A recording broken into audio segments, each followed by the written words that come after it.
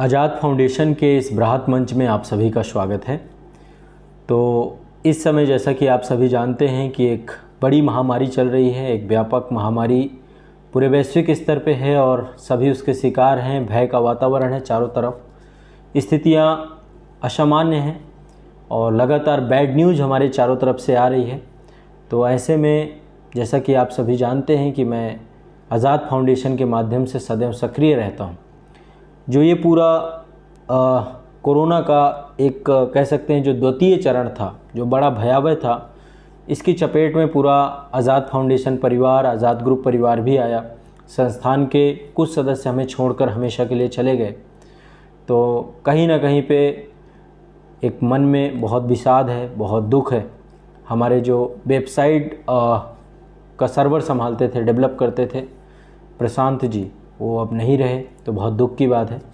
और हमारे रावेंद्र सर हैं, उनके जो बड़े ब्रदर, बड़े भाई, मेरे बड़े भाई, हमारे परिवार का हिस्सा, वो भी नहीं रहे। तो परिवार के सदस्य, बहुत सारे छात्र जो हमारे थे, लगभग कई सारे छात्र, मैंने बहुत कोशिश की। जब भी उन्होंने कोई भी हेल्प मांगी, कभी आईसीयू बेड को लेकर, कभी ऑक्सीजन सिलेंडर को लेकर के, कभी जो है रेमडेसिविर को लेकर के, जो भी मेरे पास आप लोग के मैसेज, फ़ोन कॉल कुछ भी आए हैं, तो मैंने निश्चित तौर पे पूरा प्रयास किया है। अभी बीच में मैं भी कोविड के इस पूरे दौर से उभरा हूँ जा कर के। अभी भी शरीर में वीकनेस है, सारी चीज़ें हैं, लेकिन फिर से मैं सक्रिय तरीके से आप लोगों के साथ लगूंगा। आप लोगों में से किसी को कोई भी दिक्कत होती है, एक नंबर मैं अभी जारी करूँगा जल्द ही, और उस नंबर में आप लोग मदद करेंगे। जो भी आप लोग रिक्वेस्ट करेंगे, किस तरह की दिक्कत होती है, तो निश्चित तौर पे मैं आप सभी की मदद करने का प्रयास करूंगा। एक परिवार की तरह हम एक दूसरे की मदद करने का प्रयास करेंगे, क्योंकि इस दौरान जो हुआ है उसमें जो भी क्षति हुई है उसकी क्षतिपूर्ति तो संभव नहीं है। बहुत सारे लोगों ने अपने परिवार के बहुत सारे सदस्यों को खो दिया। बहुत सारे कारण हो सकते हैं और इस समय मैं सही बताऊं कि मदद करते भी नहीं बन रही है।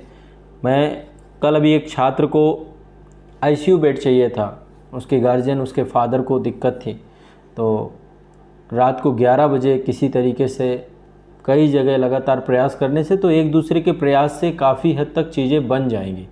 तो अब मैं वापस आप लोगों के लिए आज़ाद फाउंडेशन के माध्यम से एक नंबर जारी करूंगा। आप लोगों को कोई भी दिक्कत होती है, ऑक्सीजन सिलेंडर की दिक्कत होती है, ईश्वर करे आप लोग स्वस्थ रहें, मैं यही कहता हूँ। और इसके लिए ज़रूरी है कि कोविड के नियमों का पालन करें। लेकिन इसके बावजूद भी कोई दिक्कत होती है आपको किसी भी तरीके से, तो एक बार संपर्क करिएगा। मैं प्रयास में लग जाऊंगा। मैं श्योरिटी तो नहीं किसी चीज़ की दे सकता, लेकिन मैं पूरी जान लगा दूंगा कि आप लोगों के लिए कुछ बेहतर कर सकूं जितना टाइम मुझे मिलेगा। तो ये वक्त जैसा भी है कट जाएगा। समय कभी एक जैसा नहीं रहता, कभी अप डाउन होते रहते हैं, लेकिन हम फिर से उठकर खड़े होंगे, बहुत स्ट्रांग बनेंगे और चीज़ों को बेहतर बनाएंगे। तो मैं आप लोगों को जल्द ही एक नंबर जारी करने वाला हूं, और उस नंबर पे आप व्हाट्सअप कर सकते हैं, अपनी प्रॉब्लम बता सकते हैं। सिर्फ वो व्हाट्सअप नंबर रहेगा, तो मैं आप लोगों की जो भी प्रॉब्लम होगी निश्चित तौर पे पूरी ईमानदारी से प्रयास करूंगा कि मैं मदद कर सकूं आप लोगों की कैसे भी। ठीक है। इस दौरान थोड़ा सा असहाय और असहज मैं खुद महसूस कर रहा हूं, क्योंकि अब किससे रिक्वेस्ट करें, कैसे रिक्वेस्ट करें। दिल्ली एनसीआर की स्थिति बहुत ज़्यादा बुरी है। इसके बावजूद भी जिन बच्चों ने ऑक्सीजन सिलेंडर को लेकर, कई लोगों ने मेरे से संपर्क किया और मैंने बताया, प्रयास भी किया कि चीज़ें संभल जाएं, और लेकिन इसके बावजूद भी हमें अभी बच के रहना है। पीक ईरा ही चल रहा है, ये पीक ही है और क्या है। और इसकी चपेट में नहीं आना, क्योंकि चपेट में आने के बाद स्थिति बहुत भयावह, दर्दनाक है, बहुत पेनफुल है। अभी भी मेरे चेस्ट पेन हो रहा है, इन्फेक्शन है, कोविड का इन्फेक्शन है। तो रिकवरी के बाद भी थोड़ा सा कंडीशन भयावह हो सकती है। और लगातार आप लोगों की तरफ से मैं नहीं चाहता कि कोई बैड न्यूज़ मैं सुनूं, लेकिन फिर भी कोई दिक्कत आती है, कोई संकट आती है, तो एक परिवार का सदस्य होने के नाते हमेशा साथ, एक दूसरे के साथ जुड़ करके जो भी हो सकेगा एक दूसरे की मदद करेंगे। तो मैं जल्द मिलता हूँ आप सभी को। आज़ाद फाउंडेशन के इस प्लेटफॉर्म के माध्यम से मैं आप लोगों के लिए यदि कुछ भी कर पाता हूँ, तो ये मेरा सौभाग्य की बात होगी। तो पूरा प्रयास करेंगे और एक दूसरे की मदद करेंगे। हम सब लोग एक दूसरे के साथ मदद करेंगे, एक दूसरे के लिए लग जाएंगे। ठीक है, तो चलिए आशा करता हूँ कि आप सभी जल्द ही जो है अच्छे से अपनी पढ़ाई करते रहिए। परिवार के जितने भी सदस्य हैं सबको पॉजिटिव रखिए, सकारात्मक रखिए। जैसा भी समय हंसते हंसते काटेंगे और नकारात्मकता से बचना है, बैड न्यूज़ से बचना है, लगातार जो है निगेटिव न्यूज़ आ रही हैं उनसे बचना है। कुछ समय के लिए न्यूज़ देखना बंद कर दीजिए और पॉजिटिविटी बहुत घर में बहुत अच्छे से फैलाना है, पढ़ना है और थोड़ा सा एक आशाएं होती हैं, जो सपने होते हैं, उन्हें जो है चीज़ों को लेकर के डेवलप करना है ना।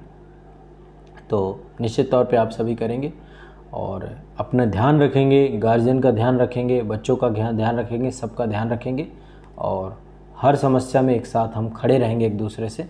तो जल्दी मैं आप लोगों को मिलूँगा एक नंबर के साथ और आपको बताऊँगा। कोई भी दिक्कत आती है आप मुझे व्हाट्सअप करिएगा, एक बार कोशिश करूँगा कि समाधान हो जाए, पूरी कोशिश करूँगा। ठीक है, तो चलिए अपना ध्यान रखिए और स्वस्थ रहिए। ज़रूरत ही ना पड़े आपको किसी से भी मदद मांगने की, ना मुझे आपसे पड़े, इसलिए स्वस्थ रहना बहुत ज़रूरी है। ठीक है, तो स्वस्थ रहने से ही समस्या का समाधान होगा। ठीक, चलिए अपना ध्यान रखिए सभी बच्चे।